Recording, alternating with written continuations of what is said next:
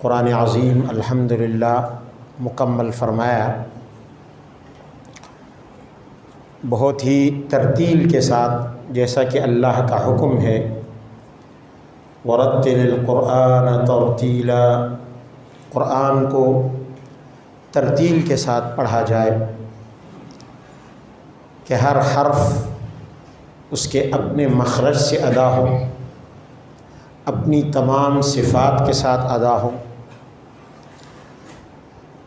یہی حق ہے قرآن عظیم کا کہ اس طریقے سے اسے پڑھا جائے جس طرح اللہ تعالیٰ نے اتارا ہے۔ نبی علیہ الصلاۃ والسلام پر جب بھی قرآن عظیم کی کوئی آیت یا سورت اترتی تو آپ علیہ الصلاۃ والسلام صحابہ کرام کو بلاتے، فرماتے کہ آج رات یا آج دن یا فلاں وقت مجھ پر یہ آیت یا سورت اتری ہے، اور پھر آپ ان کو پڑھ کر سناتے۔ پڑھ کر سنانے کا مقصد بھی یہی تھا کہ آپ علیہ الصلاۃ والسلام ان کو بتائیں، صحابہ کرام کو، کہ قرآن کس طرح پڑھا جاتا ہے۔ کبھی کبھی آپ صحابہ کرام سے سنتے، اور یہ اس لیے ہوتا کہ تاکہ آپ کو پتہ چلتا کہ صحابہ اس طرح پڑھتے ہیں جس طرح آپ نے ان کو سنایا ہے۔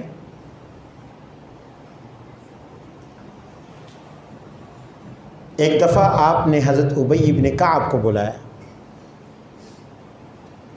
ابی بن کعب مشہور صحابی ہیں رضی اللہ عنہ۔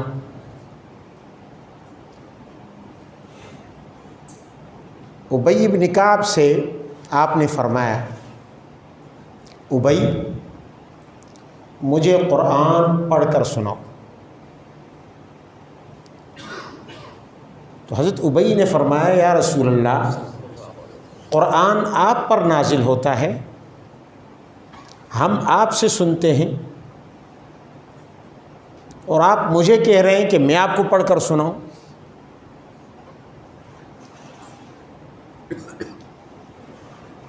تو نبی علیہ الصلاۃ والسلام نے فرمایا، دیکھو ابی، اللہ نے مجھے کہا ہے کہ ابی سے قرآن سنو۔ اللہ نے مجھے کہا ہے کہ ابی سے قرآن سنو۔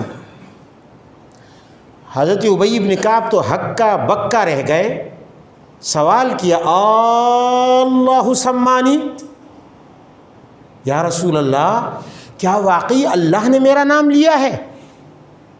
7 آسمانوں کے اوپر سے، عرش کے اوپر سے اللہ نے مجھ عاجز بندے کا نام لیا ہے کہ ابی قرآن آپ کو سنائے؟ فرمایا، ہاں نعم، اللہ سماک، اللہ نے آپ کا نام لیا ہے کہ ابی سے آپ قرآن سنیں، وہ پڑھتا جائے، آپ سنتے جائیں۔ حضرت ابی بن کعب فرماتے ہیں کہ میں نے سورہ نساء شروع کی، پڑھتا گیا پڑھتا گیا پڑھتا گیا۔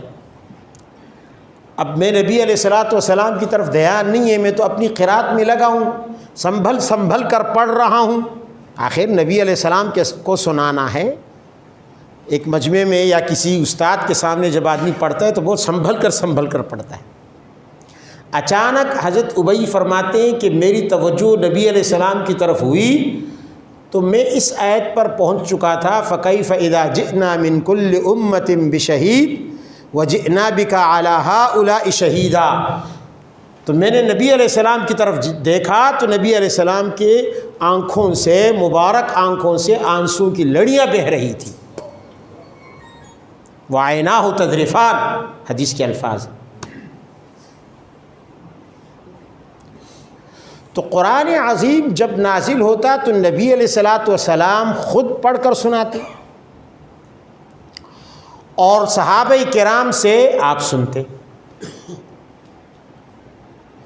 اسی طرح جب قرآن عظیم نازل ہوتا تو رمضان المبارک میں جتنا نازل ہو چکا ہوتا، جبرائیل امین آ کر آپ کو سناتے اور آپ جبرائیل امین کو سناتے۔ یہ اہتمام اس لیے ہے کہ قرآن عظیم عام عربی کی کتاب نہیں ہے، ایک عام عربی کی کتاب کی طرح آج کل عرب لوگ جو انہوں نے اپنی عربی کے بھی ستیاناش کر دیا ہے۔ جب دو عرب آپس میں گفتگو کرتے ہیں تو لگتا ایسے جیسے انگریزی بول رہے ہیں۔ عربی کی تو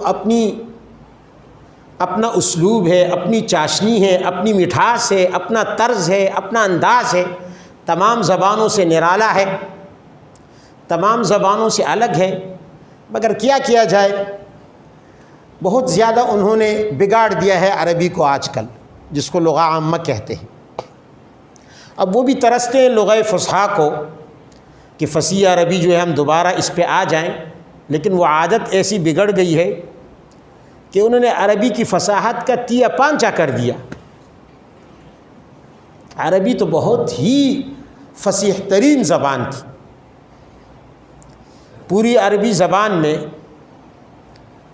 ایک ایسا حرف ہے جو دنیا کی کسی زبان میں نہیں ہے، دنیا کی کسی زبان میں نہیں، اسے ضاد کہتے ہیں۔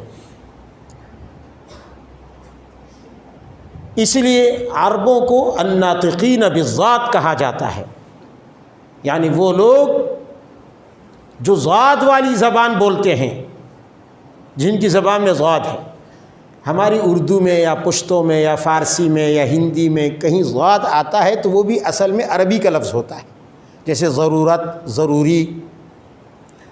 اسی لیے ہم اس کو زال یا زاگ کی آواز میں ادا کرتے ہیں، صحیح آواز میں ہم ادا نہیں کر سکتے۔ تو ضاد کو ادا کرنے کا اپنا ایک طریقہ ہے۔ حضرت قاری صاحب تو فن تجوید کے ماشاءاللہ بہترین استاد ہیں، جانتے ہیں کہ ضاد کیسے ادا کیا جاتا ہے، اور یہ بہت مشاق قاری ہی اسے صحیح ادا کر سکتا ہے، ہر ایک کے بس کی بات بھی نہیں ہے۔ یہاں تک کہ آج جو عرب عربی بولتے ہیں، اور حتیٰ کہ ان کے قراء یا ان کے علماء جو نمازیں پڑھاتے ہیں وہ بھی ضاد کو صحیح ادا نہیں کر سکتے۔ آپ سدیس کی تلاوت سن لیں، غلط پڑھتا ہے، عرب ہے، پیدائشی عرب ہے، قرآن غلط پڑھتا ہے، ضاد غلط ادا کرتا ہے۔ غیر المغضوب علیہم ولا الضالین، یہ غلط ہے۔ اس کی وجہ یہ ہے کہ ضاد کو دال بنا دیا، موٹا دال بنا دیا، حالانکہ دال اور ضاد میں زمین اور آسمان جتنا فرق ہے۔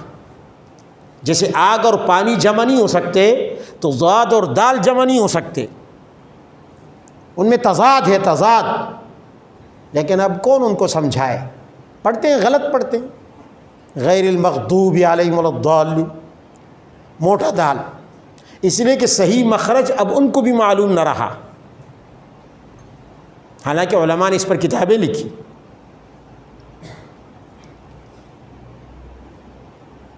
اب وجہ تو قراء حضرات کو معلوم ہے، آپ حضرات کو میں بتاؤں گا تو آپ کے سر سے گزر جائے گی۔ علمی بات ہے کہ ضاد اور دال میں کیا فرق ہے، یہ کیوں آگ اور پانی کی طرح اکٹھے نہیں ہو سکتے،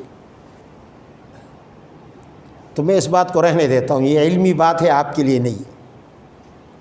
خیر، تو میں عرض یہ کر رہا تھا کہ قرآن عظیم جس طرح نازل ہوا تو یہ عام عربی، اگرچہ عربی زبان میں ہے، لیکن اللہ تعالیٰ نے جہاں بھی ذکر کیا اس کے ساتھ مبین کی قید لگائی ہے، بلسان عربی مبین۔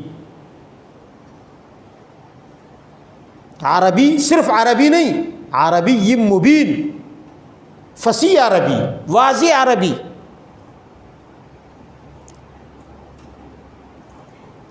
اب اسی طرح قرآن پڑھنے کا ہمیں بھی حکم ہے۔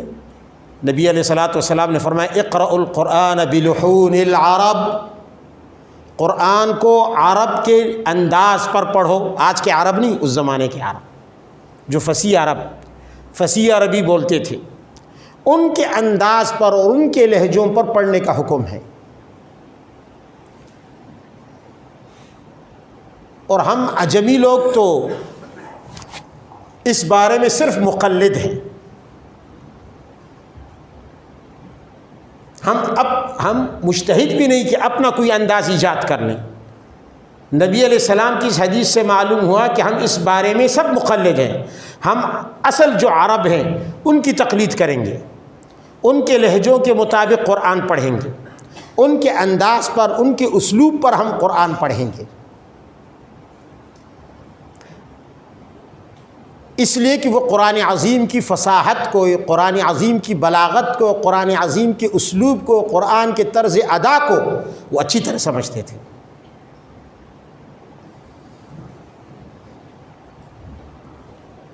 ہمارے ہاں جو کوئی قرآن پٹھانی لہجے میں پڑھتا ہے، کوئی پنجابی لہجے میں پڑھتا ہے، کوئی فارسی بان ہے تو فارسی لہجے میں پڑھتا ہے، کوئی کسی اور لہجے میں، تو یہ ہمارے اپنے خود ساختہ لہجے ہیں۔ اس لیے اگر کسی کو قرآن عظیم صحیح طریقے سے پڑھنا نہیں آتا تو وہ اس کی فکر کرے، اس لیے کہ قرآن عظیم کی صحت پر نماز کی صحت موقوف ہے۔ جب قرآن درست ہوگا تو نماز بھی درست ہوگی، اور جب نماز درست ہوگی تو قبول بھی ہوگی۔ بھائی کھوٹی چیز تو آپ پسند نہیں کرتے، اگر نوٹ تھوڑا سا میلا ہو جائے، پھٹ جائے، تو آپ بھی لینے کو تیار نہیں ہے۔ تو ہم پھٹی ہوئی نماز، میلی قرات کیسے اللہ کے حضور پیش کر سکتے ہیں، اور اللہ کیسے اس کو لے سکتا ہے؟ لن تنالوا البر حتى تنفقوا مما تحبون، پسندیدہ چیز، اچھی چیز اللہ کے راستے میں دینی چاہیے۔ اللہ پسند یہ کرتا ہے کہ میرے بندے بہترین چیز میرے راستے میں دیں، ایسا ہے یا نہیں ہے؟ تو اس کا مطلب ہے کہ اللہ کو اچھی چیز پسند ہے۔ جیسے ہم کڑک نوٹ کو زیادہ اچھا پسند کرتے ہیں، صاف ستھرے لباس کو ہم زیادہ پسند کرتے ہیں، بنے ہوئے لباس کو ہم زیادہ پسند کرتے ہیں بنسبت الٹے سیدھے طریقے سے بنے ہوئے لباس کی جگہ۔ اسی طرح نوٹوں میں میں نے آپ کو بتایا کہ پھٹا پرانا نوٹ کوئی نہیں لینے کے لیے تیار، واپس کر دیتے ہیں۔ تو پھٹی پرانی قراتیں، پھٹی پرانی پھٹی ہوئی بوسیدہ تلاوتیں اور نمازیں اللہ کو کیسے پسند ہوں گی؟ تو نماز کی صحت موقوف ہے، ڈیپینڈ کرتی ہے قرات کی صحت پر، اور نماز تب قبول ہوتی ہے جب نماز درست ہو، اور جب نماز درست اس وقت ہوگی جب قرات درست ہو۔ یہ اصول سمجھ لیں۔ اس لیے ہر آدمی کو چاہیے کہ وہ اپنی قراءت درست کرے۔ یہ صرف مولویوں کے لیے نہیں ہے یا امام صاحب کے لیے، یہ ہر بندے کے لیے ہے۔ اور اگر تھوڑا تھوڑا بھی آدمی سیکھتا جائے تو ایک وقت ایسا آئے گا انشاءاللہ کہ وہ بہت کچھ سیکھ لے گا۔ بہرحال یہ تو ایک ضمنی بات تھی، میں عرض یہ کر رہا تھا کہ یہ اللہ کا بڑا کرم، بڑا رحم ہوا کہ اللہ نے رمضان کا مہینہ ہمیں دیا، اس بہانے ہم قرآن عظیم سے جڑ جاتے ہیں۔ یہ تو اللہ کی رحمت ہے ہم پر۔ اگر رمضان کا مہینہ نہ ہوتا تو جیسے 11 مہینے ہم قرآن سے بالکل کٹے رہتے ہیں تو رمضان میں بھی کٹے رہتے۔ اسی لیے فرمایا لو اراد اللہ ان يعذب امت محمد ما اعطاهم رمضان وقل هو اللہ احد۔ اگر اللہ تعالیٰ نبی علیہ السلام کی امت کو تباہ کرنا چاہتا تو 2 چیزیں ان کو نہ عطا کرتا، ایک رمضان اور ایک سورہ اخلاص۔ سورہ اخلاص ہمیں اللہ کے عذاب سے بچا رہی ہے، اور رمضان کا مہینہ ہمیں اللہ کے عذاب سے بچاتا ہے۔ سورہ اخلاص بھی قرآن ہے اور رمضان بھی قرآن کا مہینہ ہے۔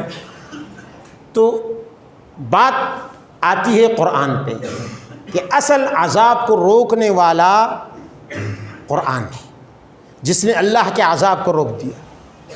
آج پوری انسانیت کرونا کے عذاب میں مبتلا ہے، اور ایک عجیب کیفیت ہے دنیا کی جو آج سے تقریباً 2 سال پہلے جس کا تصور بھی نہیں تھا، اور یہ تقریباً سال کیا بلکہ 1.5 سال سے زیادہ ہو گیا، 2 سال ہونے کو آ رہے ہیں کہ یہ عذاب پوری دنیا پر مسلط ہے۔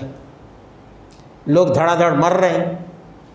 اور آج کل انڈیا میں حالت تو یہ ہو گئی ہے کہ سڑکوں پہ لوگ لاشیں جلا رہے ہیں. وہاں کے شمشان گھاٹ بھی تنگ پڑ گئے. یہ اللہ جھلک دکھا رہا ہے. اللہ تو بہت رحیم ذات ہے، بہت کریم ذات ہے. یہ جو عذاب آتا ہے نا، یہ جیسے استاد یا والدین بچے کو تھپڑ رسید کرتے ہیں، تو والدین اور استاد تو بہت شفیق ہوتے ہیں، اور تھپڑ سے بچے کو تکلیف ہوتی ہے، پھر بھی اسے رسید کرتے ہیں. ایک جھلک ہوتی ہے کہ سدھر جا سدھر جا. اب ہم جب سدھرتے نہیں تو اللہ بھی ایک جھلک دکھا دیتا ہے اپنے عذاب کی کہ دیکھو افامنوا مکر اللہ فلا یأمن مکر اللہ الا القوم الخاسرون. اللہ کے عذاب سے مطمئن ہونا یہ تو ان لوگوں کا کام ہے جو کہ خسارے اور زیان میں پڑے ہوں. عقل مند سوجھ بوجھ رکھنے والے کبھی بھی اللہ کے عذاب سے مطمئن نہیں ہو سکتے. اس لیے کہ ایمان نام ہے دو چیزوں کا. ایمان بنا ہے دو چیزوں سے. اگر ان دو چیزوں میں سے ایک نہیں ہوگی، ایک ہوگی تو ایمان نہیں ہوگا. اسے ہم ایمان نہیں کہہ سکتے. ایمان کن دو چیزوں سے بنا؟ خوف اور رجا سے. رجا کا معنی ہے امید. الایمان بین الخوف والرجا. رجا کا معنی ہے امید، یعنی اللہ کے ثواب، اللہ سے ثواب کی امید رکھنا، اللہ کے احسان کی امید رکھنا، اللہ کے رحم کرم اور اس کے فضل کی امید رکھنا. اور دوسری طرف الخوف، اللہ کے عذاب سے ڈرنا. جب یہ دونوں کیفیتیں ہوں گی انسان کے دل میں کہ وہ ڈرے گا بھی اور امید بھی رکھے گا، تب جا کے وہ مومن کہلائے گا. اگر اس کے دل میں امید ہے ڈر نہیں ہے، مومن نہیں ہے. اگر اس کے دل میں ڈر ہے امید نہیں ہے، تب بھی وہ مومن نہیں ہے. اسی لیے علماء کہتے ہیں کہ الایمان بین الخوف والرجا، ایمان خوف اور رجا کے بیچ کی چیز کا نام ہے. یہ دونوں ہوں گے تو ایمان ہوگا، ان میں سے ایک کم ہوگا تو ایمان چلا جائے گا. سمجھ لیں اچھی طرح. تو یہ تو اللہ نے ایک جھلک دکھا دی کرونا کی، اور اب ہندوستان میں ہندو بھی منت اور سماجت پر آ گئے اور مسلمانوں کے قدموں میں پڑ رہے کہ خدا کے لیے دعا مانگو، اللہ تمہاری سنتا ہے. مشرکین مکہ بھی اسی طرح جب ان پر تکلیف آتی تھی تو پھر اپنا کفر اور شرک بھول کر اللہ کو یاد کرنے لگتے. فَإِذَا رَكِبُوا فِي الْفُلْكِ دَعَوُا اللَّهَ مُخْلِصِينَ لَهُ الدِّينَ. جب سمندر میں کسی سمندری جہاز میں کشتی میں سوار ہو کر سفر کرتے اور راستے میں بھنور میں پھنس جاتے، طوفان میں پھنس جاتے، کشتی گرداب میں پھنس جاتی، دعوا اللہ مخلصین لہ الدین، پھر انہیں اللہ یاد آتا. پھر ساری شرارت، ساری شیطنت، سارا دجل، سارے ظلم، سارے کفر، سارے شرک بھول جاتے. یہ انسان کی فطرت ہے. سختی میں وہ اللہ کی طرف رجوع کرتا ہے، اور جب راحت آتی ہے فلما نجاہم الی البر اذا ہم یشرکون، پھر وہ سب بھول جاتا ہے کہ میں کسی وقت تکلیف میں تھا اور میں اللہ کے سامنے گڑ گڑا رہا تھا، میں اللہ کے سامنے رو رہا تھا، فریاد کر رہا تھا، اور اللہ نے میری فریاد سن کے مجھے بچا لیا. یہ انسان اتنا ظالم اور ناشکرا ہے کہ اسے بھول جاتا ہے، پھر بھی اللہ اسے کچھ نہیں کہتا. بہت حلیم ذات ہے. اللہ کی رحمت کا کیا کہنا، میں آپ کو کیا بتاؤں. ایک روایت ہے، بعض محدثین نے اس پر وضع کا حکم لگایا، لیکن صوفیہ نے اسے نقل کیا ہے اور بڑی عجیب ہے. وہ یہ ہے کہ یہ زمین ہے نا، زمین یہ جس پر ہم رہتے ہیں، یہ زمین جسے ہم پیار سے سنوارتے ہیں، تعمیر کرتے ہیں، بناتے ہیں. اب یہ دیکھو، یہ بھی تو زمین کا حصہ تھا. کتنی خوبصورت تعمیر ہے مسجد کی، دیکھ رہے ہیں آپ. یہ پتھر، یہ سیمنٹ، یہ بجری، یہ ریتی اسی زمین کا حصہ تھے، اسی زمین سے لے کر یہ اتنی خوبصورت تعمیر اس جگہ کی کر دی گئی، یہ جو زمین کا خطہ ہے۔ اسی طرح ہم اپنے گھروں کو بناتے ہیں، اپنی بلڈنگیں بناتے ہیں، اپنے بڑے بڑے پلازے بناتے ہیں، تو زمین کو ہم خوبصورت کر دیتے ہیں، اس میں باغ لگا دیتے ہیں، کتنی محنت کرتے ہیں اس زمین کے ساتھ۔ لیکن یہ زمین ہماری اس ناشکری کو دیکھ کر یہ زبان حال سے اللہ سے کہتی ہے، کیا کہتی ہے؟ اب اس زمین کی بھی سنیں، یہ اللہ تعالیٰ سے کہتی ہے کہ یا رب اذن لی ان اخسف ابن آدم، اے پروردگار آپ مجھے اجازت دیں، یہ زمین کہتی ہے، یہ ہمیں دیکھ دیکھ کر اللہ کے سامنے گڑ گڑاتی ہے، یا رب اجازت دیں آپ، کس بات کی؟ ان اخسف ابن آدم، کہ میں ابن آدم کو اپنے اندر دھنسا دوں۔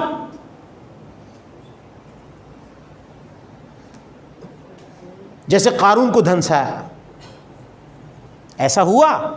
کوئی نئی بات نہیں ہے زمین کے لیے۔ فخسفنا به وبداره الارض، وہ قارون کہ جس کی دولت مند ہونے کی گواہی اللہ نے دی ہے، جس کی دولت کی کثرت کی گواہی اللہ نے دی ہے، کہ اس کے خزانوں کی چابیاں اتنی زیادہ ہوتی تھیں، لتنوء بالعصبۃ اولي القوة، پورے ایک جماعت ان چابیوں کو لے کر چلتی تھی، تو خزانے کتنے زیادہ ہوں گے؟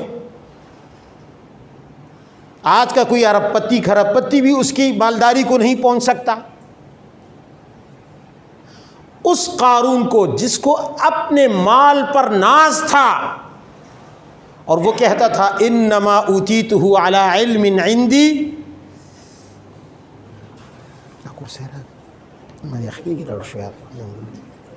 انما اوتیتہ علی علم عندی، مجھے یہ مال اپنے ہنر کی وجہ سے ملا ہے، مجھے یہ مال اپنی ہنر کی وجہ سے ملا ہے، انما اوتیتہ علی علم عندی، اس نے یہ دعویٰ کیا۔ اللہ نے فرمایا اچھا میرا احسان نہیں مانتا، ناشکر ہے، میرا احسان نہیں مانتا۔ فخسفنا به وبدارہ الارض، اپنے محل سمیت اللہ نے زمین کو حکم دیا نگل لے، زمین نے اس کو لمحوں میں نگل لیا، نام و نشان بھی باقی نہ رہا۔ فما کان له من فئۃ ینصرونہ من دون اللہ، وہ اس کی فوج ظفر موج، وہ اس کے نوکر چاکر، وہ اس کے حشم و خدم، کوئی بھی اس کی مدد نہ کر سکا۔ وہ سیٹھ جی جو ہے زمین میں دھنستے گئے، کہتے ہیں ابھی تک دھنس رہا ہے۔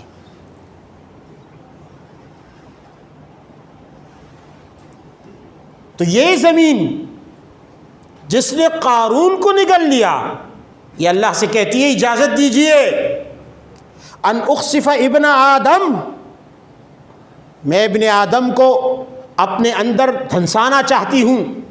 یہ جو کالے پیلے ہیں، یہ جو لال سرخ ٹماٹر ہیں، یہ جو اپنے حسن اور جمال پہ نازاں ہیں، یہ جو اپنی دولت پر مغرور ہیں، یہ جو متکبر ہیں، یہ جو اپنی اقتدار اور حکومت کے نشوں میں مست ہیں، یا اپنی فوج اور اپنی برادری اور اپنی طاقت پر اتراتے ہیں، یا اللہ آپ اجازت دیجئے میں ان سب کو لمحوں سیکنڈوں میں اپنے اندر دھنسا لوں گی۔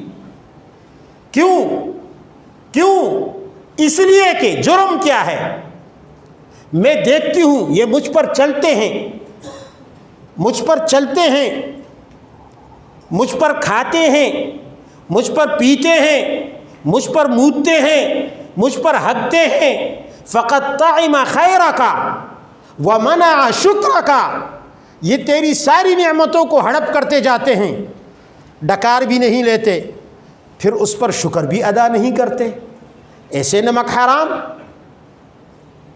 ایسے ناشکرے، کہ میری زمین کے دسترخوان پر جو تو نے بچھایا ہے، مجھے دسترخوان کے طور پر بچھایا ہے، یہ ابن آدم، یہ آدم کے بیٹے، یہ رات دن اپنا پیٹ اور اپنے پیٹ کا جہنم بھرتے رہتے ہیں اور تیری نعمتوں سے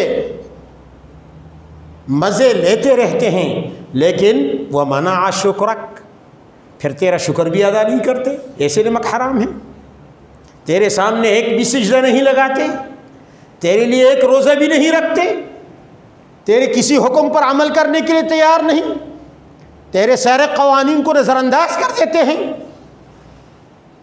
یا اللہ اجازت دیجیے۔